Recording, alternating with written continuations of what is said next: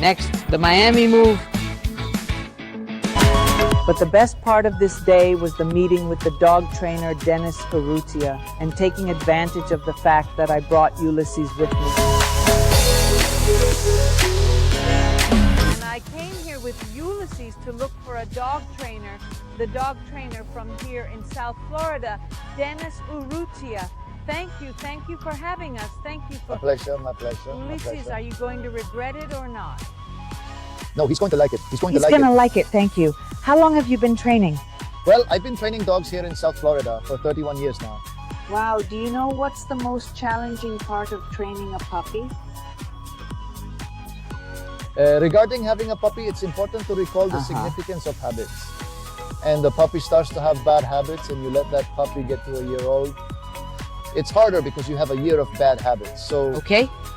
the most effective thing is at an early age to start training the dog. What should I do when I am in the office and he stays home alone? And I don't want to get up there cleaning pee-pee. Earlier, exactly. Look, warming up pee-pee specifically.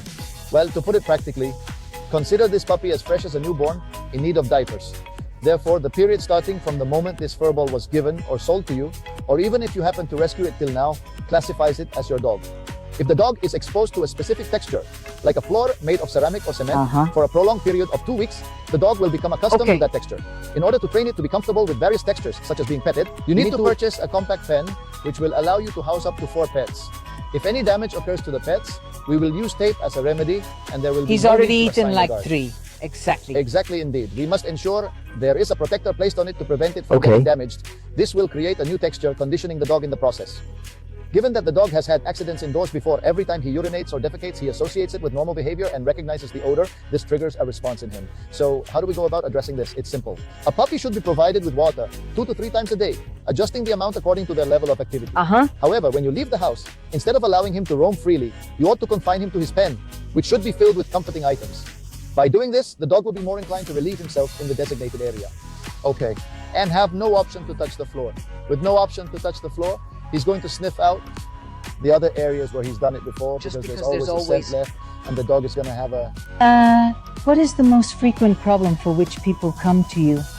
Listen, the primary issues are often related to behavior, especially when it comes to accidents. Number 1, it is important not to be the top or second in command at home. Let me clarify. This is the number 1 rule. However, being number 2 means that the dog will start nibbling on everything in the house. I'm talking about chairs, tables, and even wires. One thing that many people fail to realize is that puppies start teething as soon as they are born. They go through some changes.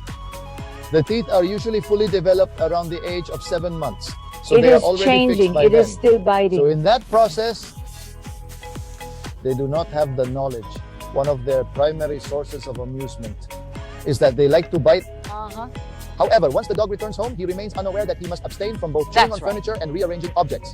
To prevent such behavior, it is essential to acquire a minimum of 8 toys for him, and from various textures, toys that are considered safe and secure. Okay, And various textures. So when you need to step out of the house or have to attend to other tasks, such as using the bathroom or going to sleep, you can confine your dog in his playpen, just like humans use playpens, except that his playpen will be equipped with only toys. This means that the dog will have the opportunity to learn only positive habits, such as chewing on the toys instead of other objects. I am deeply intrigued by the prospect of walking the dog, particularly to ensure that he becomes adept at walking alongside you. Well, we are now entering the obedience department. This is where the dog's training begins from a very young age. In order to train him, you will need a training collar. There are different types available, including a low collar. You can also use tris and a leash. In fact, many people are familiar with these tools. Of course, this has to be done step by step. Can you do it? You can work with the dog. For example, there are so many different techniques. You can start with the dog holding the dog, and if you see that the dog is pulling you, you can carry a few treats and give it here on the left side so that the dog slows down. Okay? Okay. And he will see the treat. The treat, and you don't want to overdo it Of so course that the you do. dog gets used to it, but then you have to phase it out.